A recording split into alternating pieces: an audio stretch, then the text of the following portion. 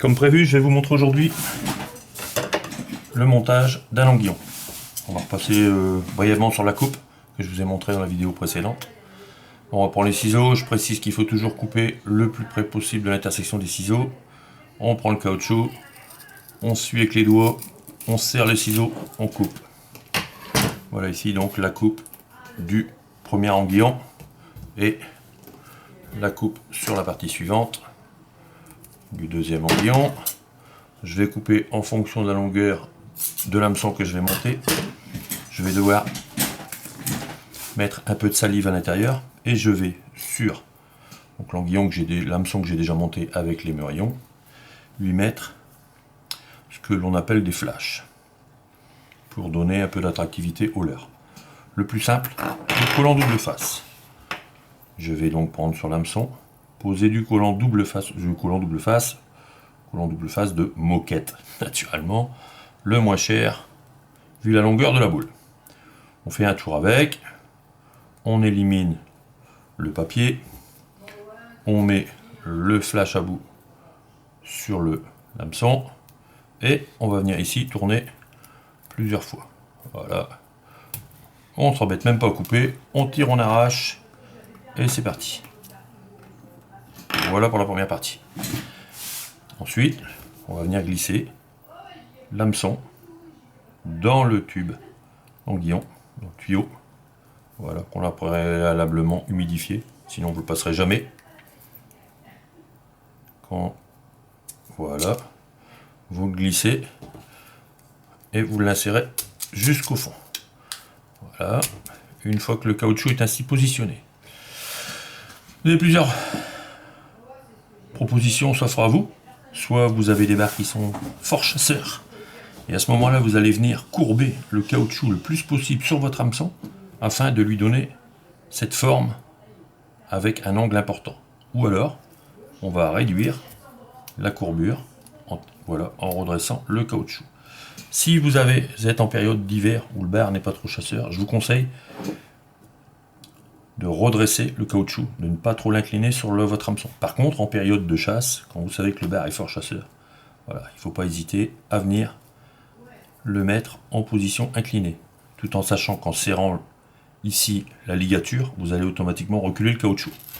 On va ensuite prendre du fil, que moi j'utilise, le meilleur fil qui existe et le plus dur, le plus résistant, le fil chinois. On fait une boucle et on va venir passer 2 fois dans la boucle.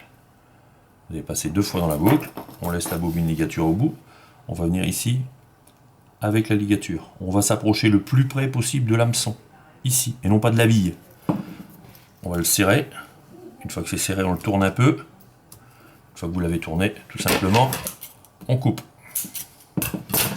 Voilà en gros le principe. Vous vous apercevrez que je suis loin de la bille, ce qui permet de laisser à l'émurillon tout le sens de tourner. Je retourne le caoutchouc, voilà, chose qui est faite, et mon aiguillon est ainsi monté. Je coupe le trot de tinsel. Vous avez ici un aiguillon, voilà, en période de chasse, quand le bar est fort chasseur, vous allez vous faire plaisir. Toujours que votre aiguillon tourne le mieux possible dans le sens inverse des aiguilles d'une montre, et ce sur place. S'il ne tourne plus, soit vous le démontez, vous changez vos émurillons. Sachez que des émurillons qui sont rouillés n'auront aucune utilité pour la pêche du bar. Vous pourrez le jeter à la poubelle. En gros, voilà. Maintenant, je vais vous montrer le même principe. Donc, on va prendre, j'ai préparé quelques paillettes, quelques flashs pour mettre dans un leurre. Voilà, je vais plier, vous voyez, je plie 2 fois, 3 fois, peu importe le nombre de fois que je plie. Même principe. Je vais prendre ici mon collant double face que je vais appliquer sur mon hameçon. Je vais faire un tour. Voilà, une fois que j'ai fait mon tour, je prends mon flash qui est tombé, je le plie en 2, en 3, en 4, peu importe. Le nombre de... Si vous voulez que ce soit plus important, vous en mettez plus. Si vous en voulez moins, vous en mettez moins. Ça, c'est selon votre choix. Alors, hop, je vais venir le poser ici au bord. Je tourne 2-3 tours autour. Étant donné que c'est du collant sur du collant, quand vous le tournez sur lui-même, c'est hyper collant. Là, vous avez une longueur qui peut éventuellement vous embêter. On en coupe une petite partie. Voilà. on fait le même principe, on humidifie le caoutchouc, on vient passer l'hameçon dedans,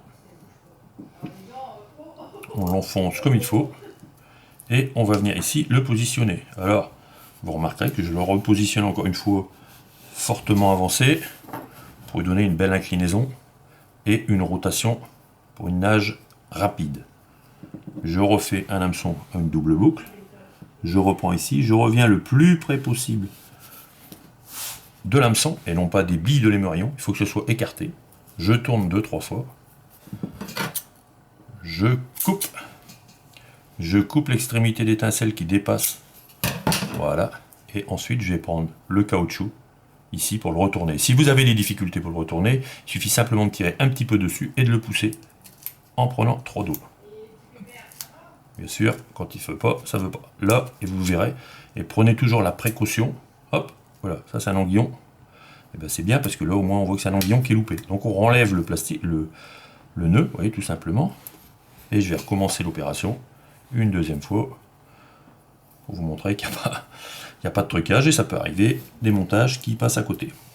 Donc on reprend le même principe, on vient ici, on va serrer fortement, on tourne un peu pour que le nœud soit bien serré, je coupe, je retourne le caoutchouc et je prends toujours soin de dissimuler l'hameçon entre mon pouce et mon index, ce qui fait que si jamais je n'ai à glisser, je ne suis pas embroché sur l'hameçon. Voilà. Résultat, encore une fois, émerillon anguillon qui tourne impeccablement pour des poissons.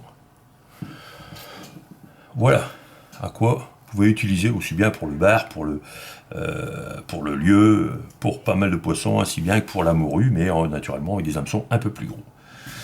Voilà, j'aurai plaisir à vous montrer la prochaine vidéo, comment teinter, afin d'obtenir des teintes totalement différentes, les anguillons multicolores.